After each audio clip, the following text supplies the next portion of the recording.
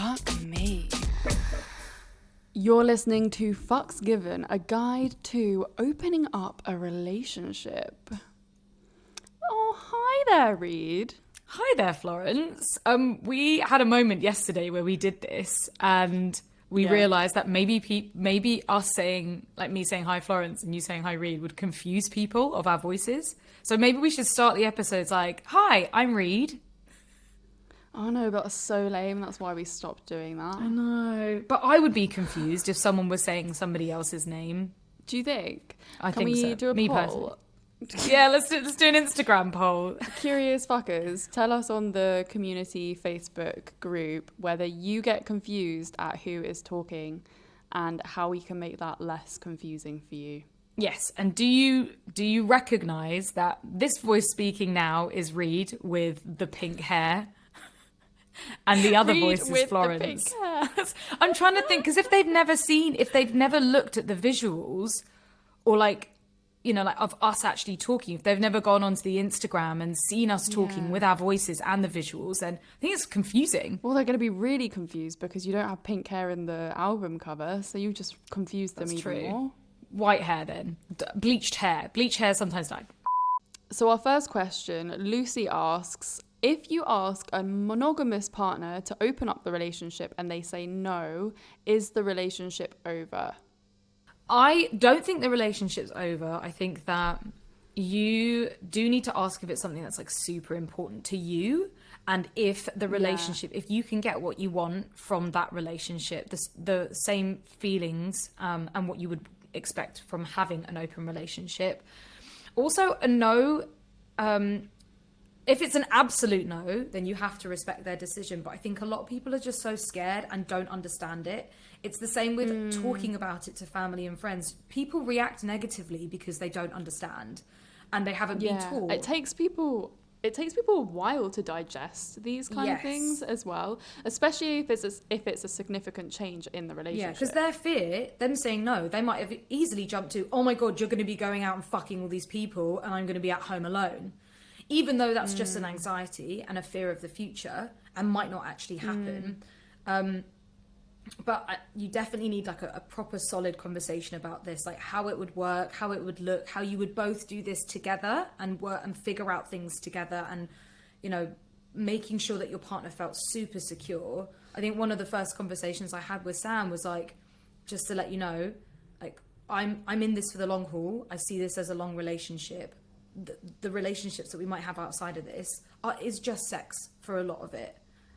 You know, it's baby steps, and it's also hypotheticals. There's so much more to just being like, let's be non-monogamous or let's open our relationship. It shouldn't just happen like that. You should do it all together, figure it out slowly, work it out together.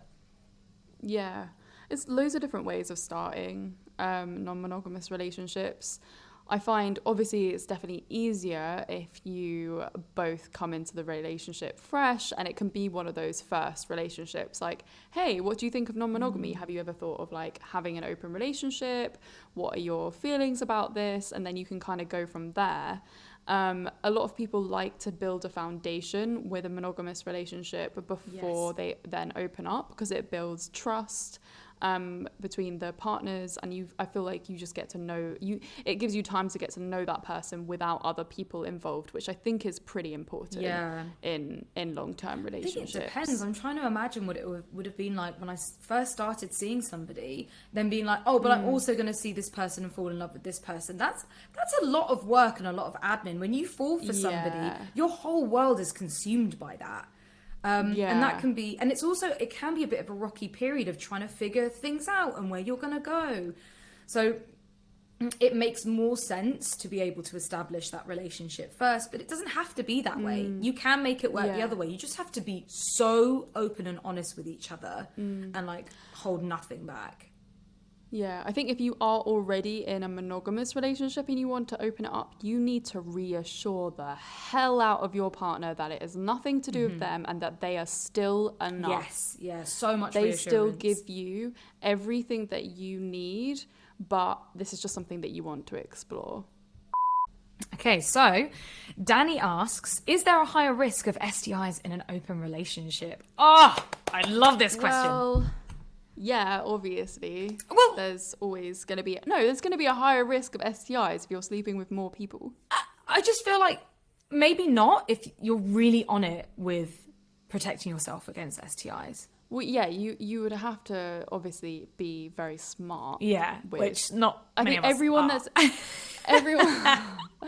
But when people are in non-monogamous relationships, people are usually really on it with protection because they know that they maybe are not using protection with their primary partner, but everyone else they use protection with. Yeah. I think people are more on it with that, and especially with like regular sexual health screenings and stuff. Yeah. But obviously, the more people that you sleep with, the higher risk you are at of getting STIs. Yeah, That's it's like just the truth. the risk is greater, but it doesn't mean to say Yeah. you will get STIs or No. that these people, like No. being in a non-monogamous relationship, you're not looking after your sexual Yeah. health. I feel like people who are in non-monogamous relationships are so on it with looking after their mental health, sexual health. Sexual health. 'Cause it's like- yes, probably the most in the whole world. Yeah, because they are getting tested regularly. They are more likely to use Yeah. condoms because they don't want to bring anything back to their partner or primary partner. But you're right. Thinking Yes. about me having, like, I don't know, a sexual experience with another woman, I wouldn't necessarily use a condom, but I wouldn't use a condom with like oral. And of course, you can pass STIs through oral.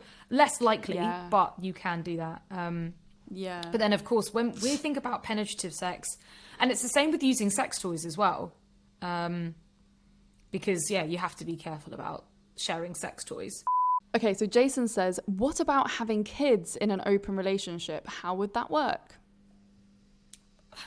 I mean, it totally depends on the people and what their parenting is like. I love the idea of a polyamorous household where everyone looks after the kids and loves all the kids. And yes, people might be leaving and coming back, but I think as long as you are open and communicate with your children and basically explain everything to them and not hide away from the fact that you might be like, well, yeah, like, mummy loves this person, but mummy also loves this person, and we all love you, and explain it like that, then I don't think you can go wrong, really. Mummy's hanging out with her new friend tonight. Yeah. Yeah. Mummy's getting exactly what she needs. Mummy really likes hanging out with this friend. Yeah. Yeah. And it doesn't take anything away from Daddy. Yeah. You know? Daddy knows. Daddy's into it. Daddy sometimes likes to come and watch.